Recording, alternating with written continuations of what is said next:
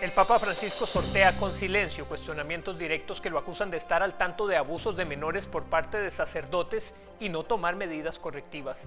Los señalamientos vienen de cleros conservadores de la Iglesia Católica, quienes son a su vez señalados de aprovechar los escándalos por abusos perpetrados por el clero para debilitar al máximo líder de la Iglesia Católica.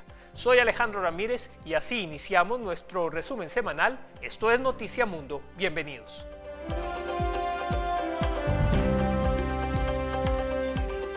El escándalo por abuso sexual a menores por parte de sacerdotes católicos salpica directamente al Papa Francisco, quien además hizo un ambiguo comentario respecto a la homosexualidad en menores que generó críticas. El tema no es nuevo, la Iglesia Católica y los abusos sexuales del clero contra menores que generaron escándalos en Chile, en México, en Estados Unidos, en Irlanda, en el mundo. Mucho perdón, poca acción. El fin de semana anterior, el Papa Francisco pidió perdón nuevamente a los cientos de víctimas de abusos sexuales perpetrados por sacerdotes católicos en Irlanda. Sin embargo, Francisco se ve directamente involucrado en un escándalo mayor, pues Carlo María Vigano, exdiplomático de alto rango del Vaticano en Estados Unidos, lo acusa de estar al tanto de los abusos contra menores y no hacer nada.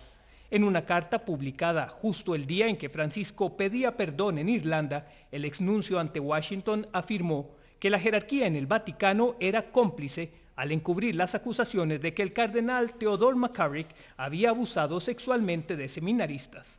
En la misiva acusó a Francisco de saber sobre estos abusos años antes de que se volvieran públicos. Por su parte, el Papa dijo que no dignificaría las acusaciones dándoles una respuesta, así que no pronunció palabra al respecto, y el Vaticano comunicó que esperarán más detalles luego que el fiscal general del estado de Pensilvania, Josh Shapiro, dijo que tienen evidencia de los encubrimientos, aunque aclaró que no se refería a cuestionamientos directos al Papa Francisco, sino al Vaticano en general. Como si fuera poco, las recientes declaraciones del máximo líder de la Iglesia han generado polémica. Cuando se le preguntó sobre qué consejo dar a los padres que noten orientaciones homosexuales en sus hijos menores, respondió: les diría en primer lugar que recen, que no condenen, que dialoguen, entiendan, que den espacio al hijo o la hija. Y hasta acá todo parecía ir bien. Incluso luego dijo que se debe tener en cuenta aspectos como la edad y la historia personal. Sin embargo, soltó la bomba. Afirmó que se pueden hacer muchas cosas con la psiquiatría. Hay muchas cosas por hacer por medio de la psiquiatría para ver cómo son las cosas. La referencia a la psiquiatría fue eliminada de la versión oficial de las declaraciones del Papa, y sus palabras finales tras ese comentario casi pasaron desapercibidas. El Papa concluyó afirmando que el silencio no es un remedio, ni lo es ignorar a un hijo o una hija con tendencias homosexuales. Como era de esperarse, las declaraciones del Papa generaron rechazo entre las asociaciones de defensa y lucha de derechos de los homosexuales. En España, por ejemplo, la cadena de noticias SER dio cuenta de la posición del portavoz de la comunidad de cristianos homosexuales, Óscar Escolano, quien afirmó que la relación de la homosexualidad con una enfermedad es un mensaje peligroso. Para el vocero, las declaraciones del Papa fueron ambiguas, aunque también dijo que cree que el sumo pontífice se refirió a la psiquiatría como medio para ayudar a los niños a aceptar su realidad. Las acusaciones de las autoridades judiciales en Estados Unidos respecto al encubrimiento sugieren que de probarse que el Vaticano encubrió abusos, un cuestionamiento que no es nuevo, y sobre todo la respuesta de la Iglesia serán decisivas en este caso. Por ahora, quizás sería mejor que en lugar de buscar la indulgencia de las víctimas, la Iglesia empiece a pedir perdón a Dios. Tras el fallecimiento del senador estadounidense John McCain, líderes norteamericanos y mundiales, así como la ciudadanía en general, enviaron mensajes de solidaridad con sus familiares y en honor a quien es recordado como un luchador por la paz. El siguiente reporte, a inicios de semana, daba cuenta de los actos programados durante el septenario que concluye este domingo con el sepelio al que no fue invitado el presidente Donald Trump, antagonista político de McCain. Un entierro privado el próximo domingo concluirá casi una semana de eventos en honor al aviador de la Marina, prisionero de guerra, congresista, senador y contendiente presidencial John McCain, que terminará en un cementerio con vista al río Severn, en Maryland, el que muchos ya esperan visitar. El senador McCain fue un verdadero patriota. Entregó muchos años como prisionero de guerra y sirvió a nuestro país en las Fuerzas Armadas. También fue un senador bipartidista que trabajó para mejorar nuestro país al trabajar con personas de todo el mundo. Se ha planificado que el féretro de McCain esté en capilla ardiente en el Capitolio Estatal en Phoenix, Arizona, el miércoles, día en que hubiera cumplido 82 años. El jueves será llevado a cabo un funeral en Phoenix al que asistirá el ex vicepresidente Joe Biden. El viernes, el cuerpo del senador McCain estará en capilla ardiente en la rotonda del Capitolio en Washington, D.C., un honor con el que solo 13 personas han sido homenajeadas. En el Capitolio habrá una ceremonia formal y un horario para que el público presente sus respetos. El sábado, una procesión pasará el monumento a los veteranos de Vietnam y llegará a un funeral en la Catedral Nacional de Washington. Los expresidentes George W. Bush y Barack Obama hablarán en el servicio. Se planea un funeral privado para la tarde del domingo en la capilla de la Academia Naval en Annapolis, seguido de un entierro privado en el cementerio de la Academia. El presidente Donald Trump no asistirá a ninguno de los servicios. McCain fue un acérrimo crítico del mandatario y 2 funcionarios de la Casa Blanca dijeron que la familia de McCain había pedido, antes de la muerte del senador, que Trump no asistiera a los servicios. El republicano de Arizona murió de cáncer cerebral el sábado a los 81 años en su casa cerca de Sedona. Gesell Tobías, Voz de América, Washington. Es momento de hacer una escala en nuestro viaje por las noticias. Continuamos tras una breve pausa.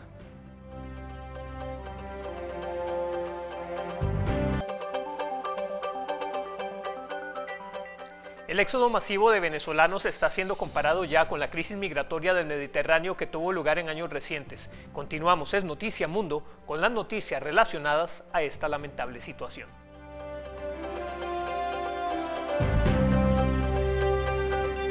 La Organización de Naciones Unidas lanzó una alerta a la comunidad internacional ante el riesgo que enfrenta América Latina a medida que crece el número de venezolanos que huyen de su país. La ONU insistió en sus pedidos a los gobiernos para que respeten los derechos humanos de los refugiados. La exigencia de Perú de pasaporte para venezolanos ha dejado a miles de ciudadanos de ese país en Huaquillas, Ecuador. Allí ellos esperan por un corredor humanitario como lo hicieron en el cruce de la frontera entre Colombia y Ecuador en Rumichaca, después de que las autoridades ecuatorianas implementaron medidas similares tratando de controlar el masivo flujo de llegada de venezolanos a su territorio. Mientras las políticas de Ecuador y Perú se mantienen con la petición de los pasaportes, cientos de venezolanos se quedan en los puntos migratorios esperando una respuesta positiva por parte de estos gobiernos para poder acceder a su territorio. Las agencias de Naciones Unidas que trabajan con los migrantes advirtieron que la paciencia de los países vecinos de Venezuela se está agotando debido al continuo éxodo masivo de venezolanos. Así lo explicó desde Ginebra Joel Millman, vocero de la Organización Internacional para las Migraciones.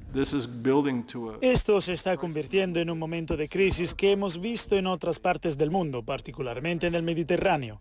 Y tenemos que empezar a alinear las prioridades, los fondos y los medios para gestionar esto tan pronto como podamos. De acuerdo con la Oficina de las Naciones Unidas para la Coordinación de Asuntos Humanitarios, solo en 2018, alrededor de 500.000 de venezolanos han huido a Ecuador. Rigo Rodríguez, quien habló con La Voz de América en Tulcán, es uno de ellos. Yo le pediría claro y rapado a la OEA, a las Naciones Unidas, que dejen de hablar tanto y que de verdad hagan algo. Eso es lo que queremos los venezolanos como tal. Hablan demasiado, demasiadas reuniones, demasiado de todo. Y a la hora del té, como decimos en criollo los venezolanos, no pasa nada. 130.000 venezolanos han solicitado asilo en la región en lo que va de este año, según cifras oficiales de la Agencia de la ONU para Refugiados, ACNUR, un número que supera significativamente el registro entre 2014 y 2015. Nos preocupan estos recientes acontecimientos y las manifestaciones contra refugiados, solicitantes de asilo y migrantes en algunos de los países de América Latina. Estas protestas aumentan la estigmación de aquellos que se ven obligados a huir. También ponen en riesgo los esfuerzos para su integración. En realidad, la solidaridad es la clave aquí. La Agencia de la ONU para los Refugiados, ACNUR, destaca la cooperación de las agencias gubernamentales de Brasil en el proceso de atención a inmigrantes venezolanos y aseguran que estas acciones han permitido que el país se convierta en un referente regional en el proceso de recepción, procesamiento de solicitudes de asilo y asistencia para la integración de los migrantes. Esta semana el presidente Michel Temer ordenó el uso de tropas del ejército en Roraima, estado fronterizo con Venezuela, con el objetivo de garantizar la seguridad ante la llegada de miles de migrantes venezolanos. La Fuerza Armada fue desplegada en la zona participando en la denominada Operación Acogida, una iniciativa humanitaria para atender a los venezolanos. No obstante, este nuevo decreto del mandatario autoriza al ejército a actuar en operaciones de seguridad.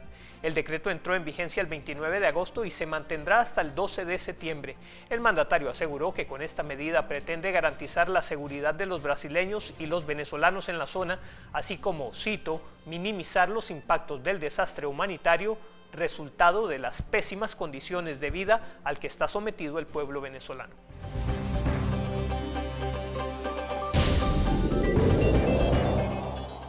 El presidente del gobierno de España, Pedro Sánchez, se reunió con su homólogo colombiano Iván Duque como parte de la gira que lo llevó también a Chile y Bolivia y expresó su voluntad de colaborar en la respuesta humanitaria al éxodo de venezolanos, anunciando que la Unión Europea entregará 35 millones de euros para que Latinoamérica maneje esta oleada migratoria.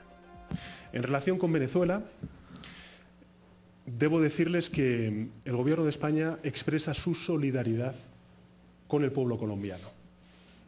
Y creo que esto es muy importante decirlo, porque Colombia está acogiendo ahora mismo a más de 1 millón de seres humanos venezolanos que están saliendo en éxodo masivo como consecuencia de la crisis política, económica y social que se vive en Venezuela. Por tanto, yo quiero reconocer el extraordinario esfuerzo que está haciendo la sociedad colombiana en la acogida de los venezolanos y venezolanas, reconocer también el compromiso humanista del presidente Duque para que no se expulse, no se consideren a estas personas sin ningún tipo de cabida, de futuro, de ubicación. Y en tercer lugar, en este asunto, trasladarles que desde luego el Gobierno de España no mira a otro lado. El Gobierno de España ha hecho sus oficios también en el marco de la Unión Europea y hoy precisamente en Bruselas se ha acordado el que vayan a ser 35 millones de euros los que la Unión Europea ponga a disposición de la región de América Latina para hacer frente a esta crisis migratoria que está afectando no solamente a Colombia, pero particularmente a Colombia como consecuencia del éxodo venezolano. Sánchez realizó una gira por 4 países de Latinoamérica, evitando criticar al gobierno de Nicolás Maduro, argumentando que no tiene vocación ni injerencia. Sin embargo, cuestionó la democracia de ese país suramericano debido a que existen presos políticos. En su paso por Colombia, también ofreció al presidente Iván Duque colaborar en lo que considere oportuno para avanzar en la negociación de paz con el grupo guerrillero Ejército de Liberación Nacional. Además, propuso el territorio español como una sede de eventuales negociaciones.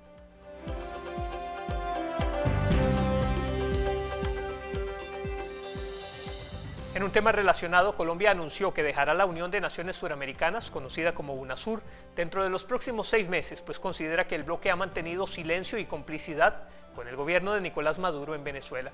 El presidente Iván Duque declaró a los medios que su gobierno ya inició el trámite formal para denunciar el tratado que firmó en el año 2008 y que lo vincula al organismo. Como ustedes saben, durante varios años denuncié públicamente que Colombia no debería seguir siendo parte de UNASUR, porque UNASUR es una institución que se ha prestado con su silencio y muchas veces con su complacencia para que no se denunciaran los tratos brutales de la dictadura de Venezuela a los ciudadanos. UNASUR como institución nunca denunció ninguno de esos atropellos y tampoco ejerció el deber del entorno multilateral de garantizar que ese tipo de prácticas no constituyeran la eliminación de las libertades de la ciudadanía.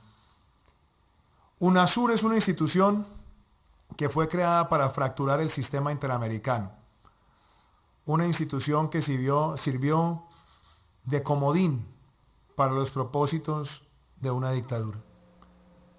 Por eso hoy quiero informarle a los colombianos que el día de hoy, por instrucciones precisas, el señor Canciller de la República envió a UNASUR, la carta donde nosotros denunciamos el tratado constitutivo de esa entidad, y en 6 meses se hará efectivo el retiro de Colombia de esa organización.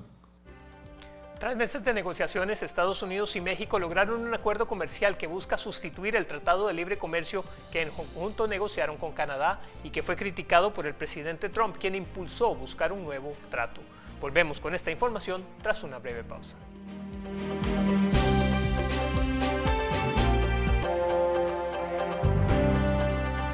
Canadá intenta unirse al acuerdo comercial renegociado por Estados Unidos y México, pero el primer ministro advirtió que solo formará parte del trato si las condiciones son convenientes para su país.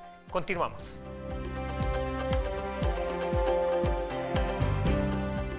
El presidente de Estados Unidos, Donald Trump, anunció durante una llamada telefónica pública al presidente mexicano Enrique Peña Nieto que ambos países llegaron a un acuerdo luego de renegociar el Tratado de Libre Comercio que mantenían junto a Canadá.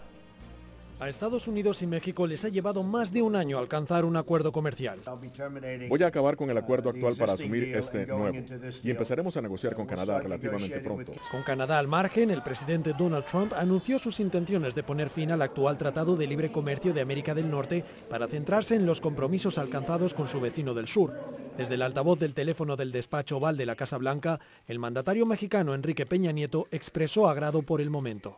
Primero, celebrar el entendimiento que ha habido entre los dos equipos negociadores. Equipos que desde hacía semanas negociaban de manera bilateral los puntos más controvertidos del TLCAN para estos dos países, como la producción de automóviles. En el nuevo marco, Washington consigue que México ceda a producir hasta un 75% de los vehículos en territorio estadounidense y por buena parte de los trabajadores que cobren al menos $16 por hora. Pese al acuerdo bilateral, México opta por alcanzar un TLCAN 2.0. Es nuestro deseo, presidente, que ahora Canadá también pueda incorporarse. Trump, que ha criticado a Canadá de ser difícil en la renegociación y de no tener el mismo nivel de compromiso que México, dejó la puerta abierta a 2 acuerdos individuales. Podemos tener un acuerdo separado o podemos incluirlos en este acuerdo. Un acuerdo que me gusta llamar el acuerdo comercial entre Estados Unidos y México.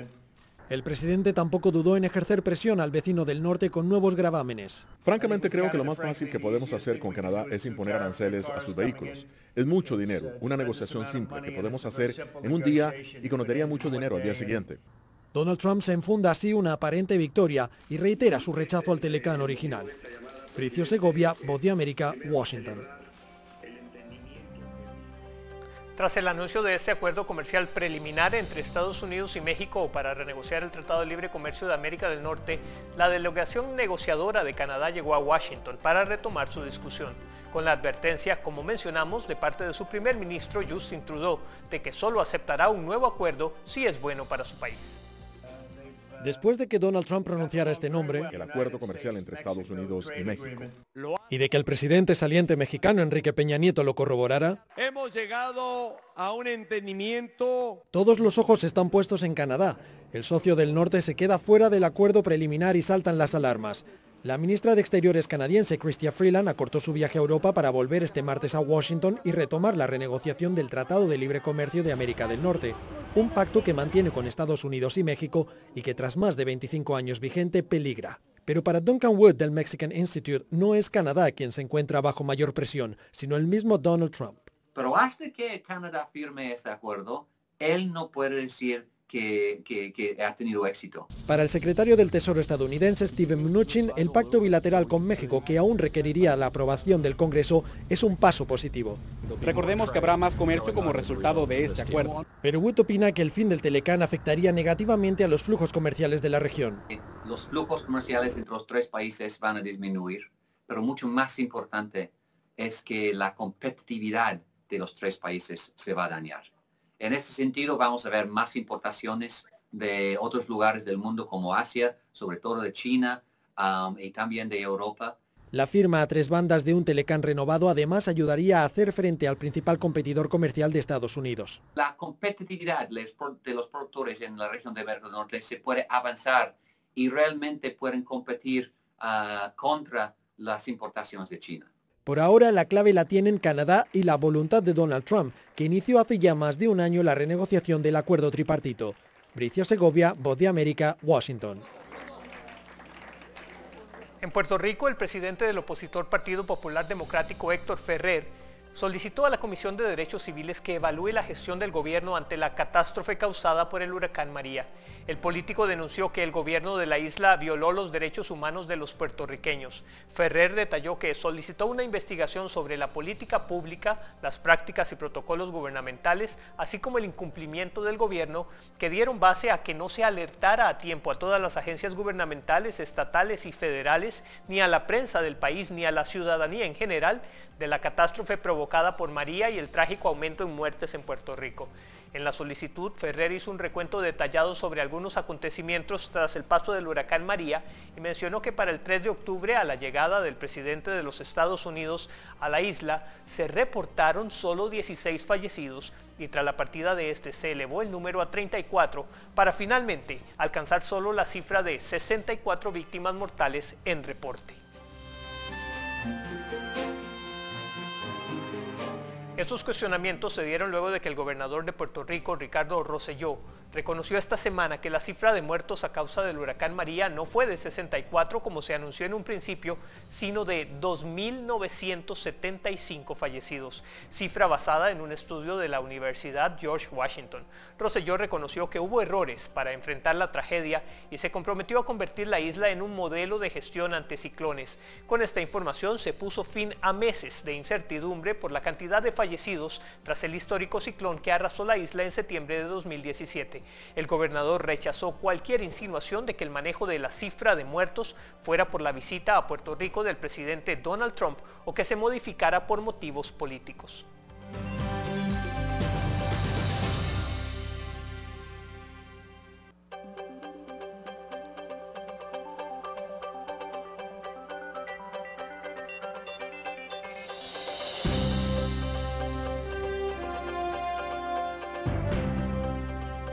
Así concluimos nuestro repaso de los principales acontecimientos del mundo durante esta semana. Soy Alejandro Ramírez, gracias por acompañarnos una vez más a viajar por el mundo a través de las noticias. Hasta la próxima.